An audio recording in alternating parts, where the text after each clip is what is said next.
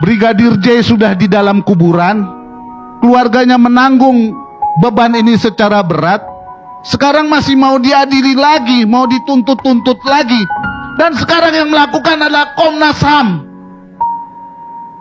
lembaga yang kita perjuangkan dan kita dirikan untuk melindungi korban, bukan untuk melindungi polisi. Saya sedih betul, terus terang saja, sedih, saya sedih. Dari mana jalannya?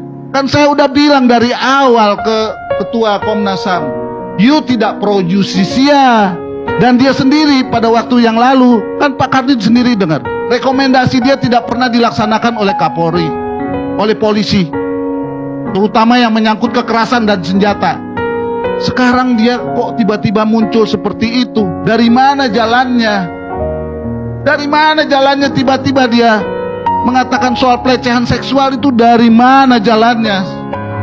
Saya tidak ngerti. Bahkan saya harus jelaskan ini dulu dari awal ya.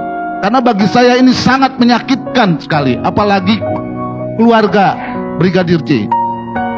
Bahkan nih, saya sebelum terima kiriman surat kuasa membuat laporan, saya sangat hati-hati. Sekitar tanggal 16 malam, ya, sore harinya saya telepon-teleponan dengan salah satu komisioner Komnas HAM untuk bertemu secara rahasia. Saya pengen bicara sama dia, ya. Dan kami bertemu setelah mereka melakukan koordinasi dengan Wakapolri pada waktu itu.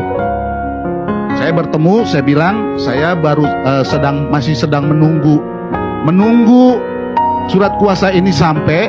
Nanti kalau misalkan surat kuasa ini sampai, saya baru secara resmi akan berhubungan dengan Komnas, sambil saya mencari uang agar bisa mendatangkan klien saya, karena terus terang saja kondisi ekonominya kan berat dan kemampuan saya juga sangat terbatas. Apa yang dia katakan pada waktu itu? Terlambat bang, karena kami sudah memutuskan untuk besok berangkat ke Jambi. Nah, jadi legitimasi dia, Pak Tobas, legitimasi Komnas nih berangkat, ya, bukan karena rakyat, bukan karena koordinasi. Kalau omongannya ketuanya Komnas itu berdasarkan MOU, berdasarkan Undang-Undang Nomor 39. Dia bukan hanya melakukan pemantauan, Pak Tobas, dia juga melakukan pemantauan dan penyelidikan yang tidak pro justisia, yang ujungnya cuma rekomendasi ke Presiden ataupun ke Polri. Pertanyaan saya, korban di mana? Karena pada waktu dia berangkat, legitimasi yang dia ambil pertama adalah bertemu dengan keluarga. Saya pegang dokumennya itu semua. Legitimasi ini sekarang dimanipulasi. Orang yang harus dia lindungi dan dia bela keluarga ini sekarang harus menanggung tuduhan dari Komnas bahwa terjadi pelecehan seksual.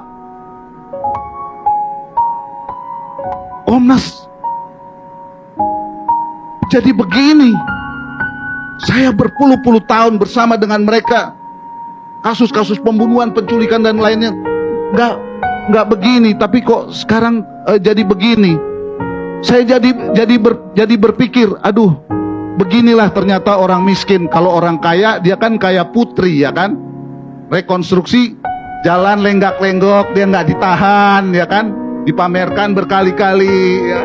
Wah, sama suaminya, wah, pelukan begitu ya. Oh, rupanya hukum begitu ya yang dipertontonkan ya. Sangat menyakitkan menurut saya. Tapi argumentasi kenapa dia tidak ditahan? Kemanusiaan, ibu, perempuan, ada anaknya. Lah, klien saya, ibunya Brigadir J. Bagaimana? Gak ada kemanusiaan di dia. Bagaimana saya harus bekerja keras mewakili Brigadir Joshua yang sudah di makam? Ternyata apa yang saya lakukan bersama dengan teman-teman untuk berkomunikasi, Pak Karni, kita di sini bersepakat, berkomitmen untuk mendukung Kapolri, menjaga marwah institusi. Bahasanya selalu, wah keren,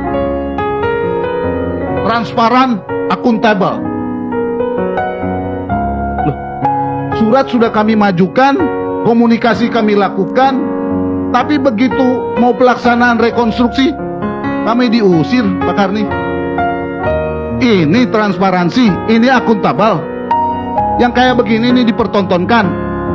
Berat, dan saya harus menuntaskan kasus ini walaupun sampai P21, Pak Karni. Karena dari segi sistem kan, saya tidak bisa lagi intervensi terlampau banyak, karena kan sebagai korban, bahasa yang resmi sekarang diwakili oleh negara katanya, ya kan? Tapi saya juga sangat khawatir jangan-jangan terulang lagi seperti kasus Jessica. Jaksa-jaksa yang diturunkan di sidang adalah jaksa-jaksa yang mapan gitu, yang tidak berani, tidak jago betul bersidang, sehingga dia bisa berhadapan dengan lawyer-lawyer dan bisa menggali bukti-bukti atau hal-hal yang bisa digunakan dalam rangka membuktikan dan menjerat si terdakwa supaya dia dihukum seberat-beratnya sesuai dengan dakwaan yang diajukan oleh jaksa. Tentu ini juga menjadi sangat berat, karena nanti kita tunggu bagaimana pengadilan kita akan menjadi taruhannya, Pak Karni.